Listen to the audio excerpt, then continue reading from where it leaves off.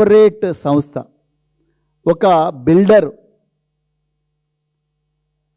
ఒక రాఘవ కన్స్ట్రక్షన్స్ అనే కార్పొరేట్ సంస్థకు చైర్మన్ మరియు మేనేజింగ్ డైరెక్టర్ మాట్లాడినట్టుగా చాలా క్లియర్గా అర్థమైంది. నాకు నిజంగా ఒక డౌట్ వస్తూ ఉన్నది, నాకొక్కడికే కాదు, తెలంగాణ ప్రజలందరి గుండెల్లో ఒకటే ఉన్నది. ఈ ప్రభుత్వాన్ని, తెలంగాణ ప్రజల ప్రభుత్వాన్ని నడిపిస్తున్నది ఈ రాఘవ కన్స్ట్రక్షనా, లేకపోతే మెగా కన్స్ట్రక్షనా, లేకపోతే ఈ సంస్థలే నడిపిస్తున్నాయా అనేది ఆ డౌట్ ఉండే. ఈరోజు చాలా క్లియర్గా పొంగులేటి శ్రీనివాసరెడ్డి గారు చాలా స్పష్టంగా మా సంస్థనే నడిపిస్తుందని చాలా క్లియర్గా చెప్పారు. ఇంతకుముందు పెద్దలు వివేకానంద్ గారు చెప్పినట్టుగా పొంగులేటి శ్రీనివాసరెడ్డి గారు, మీకు ఏమాత్రం నైతిక విలువలున్నా మీరు ఆనాడు 1956 సంవత్సరంలో ఒక రైల్వే యాక్సిడెంట్ జరిగితే తనకు సంబంధం లేకపోయినప్పటికి కూడా, తనకు ప్రత్యక్షంగా బాధ్యత లేకపోయినప్పటికి కూడా, అది నా డిపార్ట్మెంట్లో జరిగింది కాబట్టి నేను నైతిక బాధ్యత వహించి రాజీనామా చేస్తున్నానని చెప్పారు. చేశారు కూడా. జవహర్లాల్ నెహ్రూ గారు నీకు సంబంధం లేదు, ఇలాంటివి ఇంత పెద్ద దేశంలో ఇలాంటివి జరుగుతాయని చెప్పినప్పటికీ కూడా వారు వినలేదు. ఈ శాఖ నా కింద ఉంది కాబట్టి నేను రాజీనామా చేస్తా అంటున్నారు. ఆనాడు అది కాంగ్రెస్ పార్టీ, ఈరోజు ఇది కాంగ్రెస్ వర్షన్ 2.0. ఈరోజు మీరు ఒక తిమింగలంలాగా తెలంగాణ ఆస్తులను అన్నిటినీ కూడా రాఘవ కన్స్ట్రక్షన్ ద్వారా ఏ విధంగా దోచుకుంటున్నారో అందరికీ తెలుస్తుంటే, ఈరోజు మీకు 18 గంటలు రాత్రింబవళ్ళు కష్టపడి పొంగులేటి పని చేస్తున్నాడని కితాబు ఇవ్వడానికి ఇంకొక తిమింగలం రేవంత్ రెడ్డి గారు మీ పక్కన ఉన్నారు. ఆనాడు జవహర్లాల్ నెహ్రూ, లాల్ బహదూర్ శాస్త్రి, ఈరోజు రేవంత్ రెడ్డి, పొంగులేటి శ్రీనివాసరెడ్డి, కరెక్ట్గా డయామెట్రికల్లీ ఆపోజిట్ క్యారెక్టర్స్. ఇక పొంగులేటి గారు మీలాగా గజ్జి కుక్కల భాష, అడవి పందుల భాష మాకు బీఆర్ఎస్కు రాదు. కేసీఆర్ గారు ఎప్పుడు కూడా ఒక గొప్ప సంస్కారం, ఒక గొప్ప సంస్కృతి, ఆధారాలతోనే మాట్లాడాలని అందరినీ కూడా తర్ఫీదు ఇచ్చింది. కాబట్టి మీలాగా గజ్జి కుక్కల భాష, అడవి పందుల భాష, ఊర కుక్కల భాష బీఆర్ఎస్ పార్టీకి రాదు. మేము అట్లా మాట్లాడం. కానీ మీరు మాట్లాడిన విషయాలనే నేను మళ్ళీ చెప్తాను. ముఖ్యంగా శ్రీనివాసరెడ్డి గారు, ఈరోజు మీరు ఒక రెవెన్యూ మినిస్టర్ అన్న విషయాన్ని మీరు మర్చిపోయారు.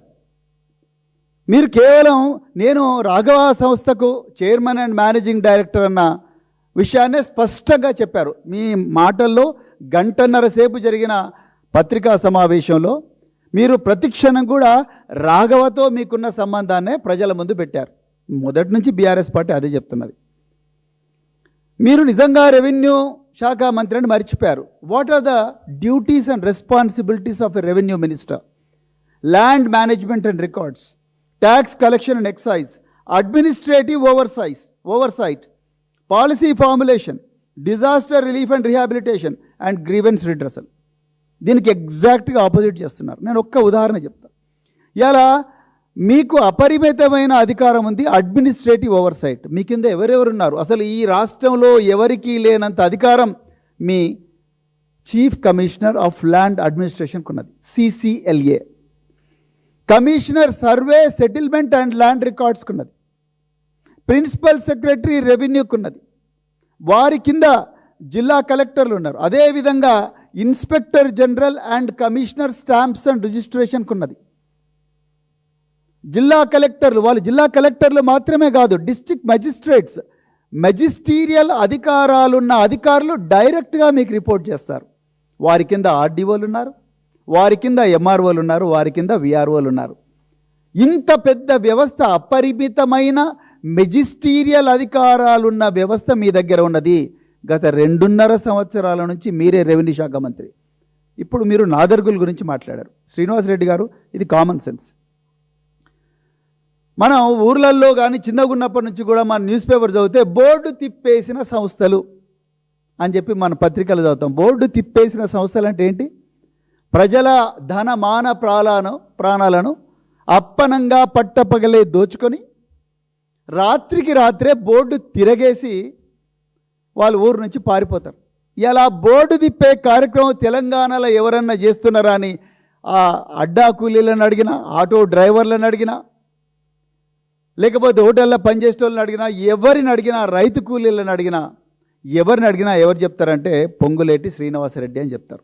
బోర్డు తిప్పడంలో సిద్ధహస్తులయ్యారు మీరు ఆ విషయాలు ప్రజలకు చూపించలేదు. ఇవాళ మీరు ఎంతసేపు బ్లూ రేకులే చూపిస్తున్నారు, బ్లూ షీట్ చూపిస్తున్నారు. బ్లూ షీట్స్ మీద ఎవరి పేరు ఉన్నదన్న విషయం మీరు చెప్పలేదు.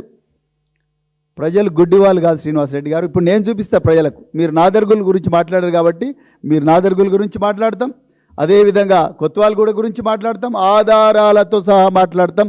దమ్ముంటే రికార్డులు పట్టుకొని అమరవీరుల స్తూపానికి రా. 1300 మంది అమరవీరులు ఈ